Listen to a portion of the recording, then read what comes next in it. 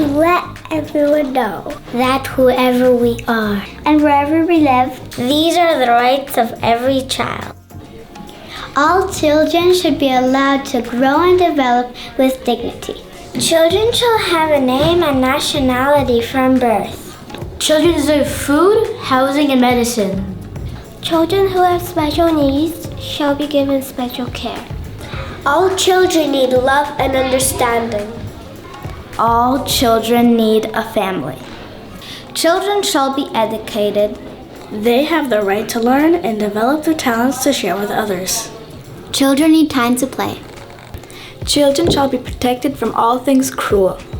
All children should be brought up in the spirit of understanding, tolerance, and friendship in peace.